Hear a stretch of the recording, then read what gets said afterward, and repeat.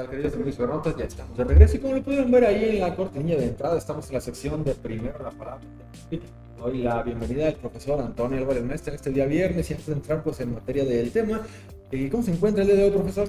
Como siempre, muy contento de participar aquí en Epicentro TV, en Ánimo Laguna, con mi amigo Salvador y con este público generoso que se ha comunicado para manifestar algunos comentarios positivos. Se agradecen. Por supuesto, claro que sí. Le reiteramos la bienvenida al profesor y el día de hoy nos va a platicar acerca del tema complejos que nos afectan.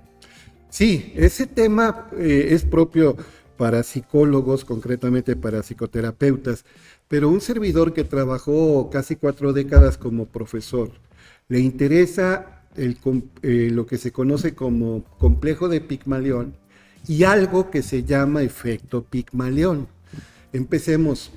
¿Qué es eso de complejo Pigmalión? Bueno, se basa en un mito, un rey muy poderoso, de mucha influencia, de gran riqueza.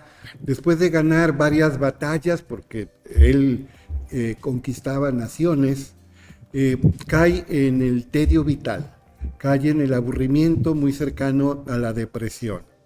Preocupados sus consejeros, porque estaba descuidando los asuntos del reino, le aconsejan que para salir del tedio vital y de la depresión, cultive alguna de las bellas artes. Él, que era un general, un militar recio, un guerrero forjado, consideraba que las artes eran propias de mujeres o de hombres afeminados, y decía, ya me imagino yo estar tocando una lira o moviendo un pincelito.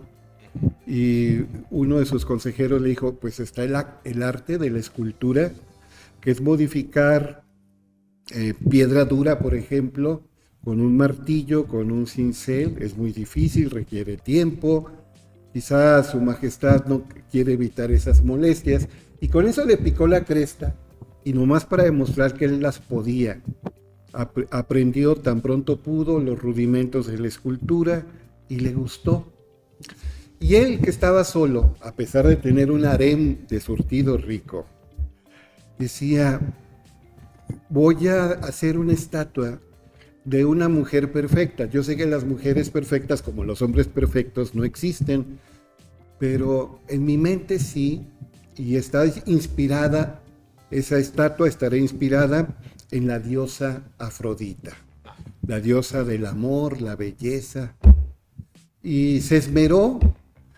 Hubo muchos intentos fallidos, muchas tentativas frustradas, pero finalmente elabora una estatua que le parece perfecta. El problema es que le quedó tan bien que quedó embelesado con la estatua, encantado, infatuado. Él vivía para mirar su estatua.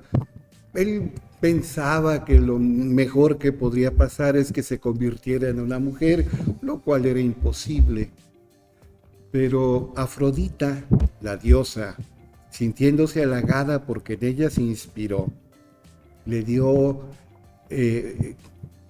la posibilidad a la estatua de ser de carne y hueso. Y Afrodita se transforma en un ser humano, en una mujer que, por supuesto, reacciona de manera positiva a los reclamos amorosos de Pigmalión. A partir de ahí, mi querido Salvador, se le llama, dentro sobre todo del psicoanálisis, complejo Pigmalión al hecho de que una persona que ha intervenido en la formación de otra, su formación profesional, su educación, su entrenamiento, que de alguna manera esta otra es obra suya, queda prendada de su obra. Podría ser el caso, por ejemplo, de un profesor que ha convivido muchos años con una alumna y ve la evolución de la alumna. Aclaro que no forzosamente tiene que haber una involucración de pareja y que termine en algo erótico, en algo sexual. No. Pero ciertamente una persona que interviene en la formación de otra queda prendada esta primera persona de la segunda. Se enamora de su obra. John Bernard Shaw, dramaturgo irlandés, ganó el Premio Nobel de Literatura y aparte ganó un Oscar por haber hecho una obra que se llama precisamente Pigmalión, basada en la leyenda contada por Ovidio en la Metamorfosis, donde un profesor entrena para que hable el inglés más correcto, aristocrático, fino, eufónico, a una vendedora callejera de flores. Y parece una tarea imposible. Requiere mucho tiempo y sobre todo esfuerzo, pero se logra la transformación. Y el profesor, que solamente lo hacía por motivos de inflar su ego, aceptando una apuesta de otro lingüista de que era imposible que enseñara la prosodia, la ortología, la pronunciación correcta a una persona sin formación de años de lectura y de convivencia de años con gente que habla bien el idioma, pues accede y después de algunos meses la transforma y el profesor queda prendado de Eliza Doolittle, la florista que en la calle vende su mercancía, y ella incluso pasa en reuniones sociales como un miembro de la nobleza, incluso como una princesa por el idioma tan correcto que se expresa. Pero no solamente podría ocurrir en el caso de un profesor o profesora con la persona que educó, también podría ocurrir con un entrenador, con la persona que entrenó, con un asesor, incluso, aunque yo sé que no es correcto, con un sacerdote o un pastor, con la persona a la que le ha brindado dirección espiritual. Y puede ocurrir con terapeutas, con psicoterapeutas, a las personas que brindan terapia. No debe darse el caso, hay que evitarse la famosa contratransferencia, pero ¿de qué ocurre? Ocurre. Por otra parte, existe algo que se llama efecto Pigmalión, y esto es algo francamente positivo y muy ilustrativo. ¿En qué consiste el efecto Pigmalión?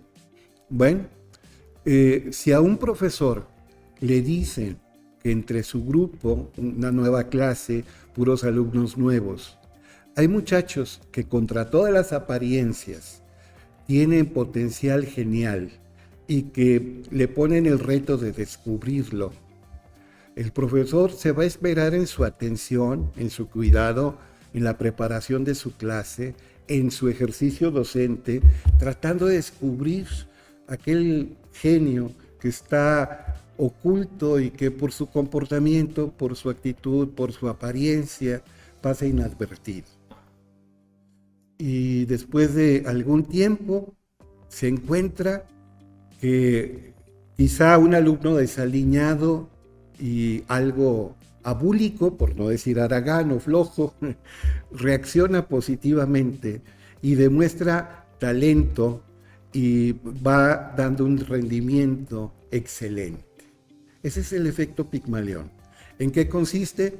En que las expectativas positivas, bueno, el lenguaje técnico es anastróficas, las expectativas anastróficas se comprueban, es la profecía autocumplida.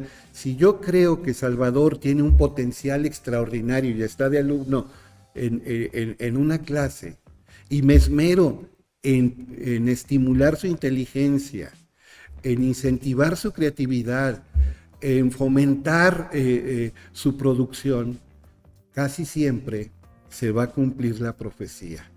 Así como existe la profecía anastrófica o positiva, existe la profecía catastrófica o negativa, que por desgracia es lo que predomina. ¿Cuántos profesores llegan con la peor actitud a un salón de clase y pensando que son una bola de haraganes, de flojos, de buenos para nada, se conforma con el mínimo esfuerzo y comprueba su hipótesis de que son flojos, haraganes y buenos para nada, porque no los estimuló, porque no los motivó. Es raro que alguien florezca en esas condiciones negativas, pero la negatividad está en la actitud inicial del profesor. Entonces, para diferenciar complejo Pigmalión, consiste en que una persona queda prendada afectivamente de otra en cuya intervención participó. Un profesor de una alumna, por ejemplo. Y efecto Pigmalión, que es algo más positivo, ahí participó Rosenthal, investigador de Harvard. Las expectativas que tienen los profesores sobre sus alumnos, si son positivas y hay por ende un tratamiento congruente con esas expectativas que tiene el profesor, normalmente se ven recompensadas con el florecimiento de una mayor capacidad, de un mejor rendimiento, de un aprovechamiento óptimo por parte de los educandos. A final de cuentas, todo está en la actitud. La actitud cuenta y cuenta mucho. Sí, precisamente, profesor, ahora que lo mencionaba, son casos que trascienden en la realidad de lo que nos está mencionando acerca de la actitud, incluso desde el profesor, la actitud que tome frente a sus alumnos, porque pueden tener muchísima capacidad, pero sí hay que darles ese impulso, pues desde la posición del maestro, del profesor. Y muy interesante el tema de hoy. Le agradezco muchísimo, profesor, y con gusto lo esperamos el próximo viernes con otro tema muy interesante. Será un placer. Gracias, profesor.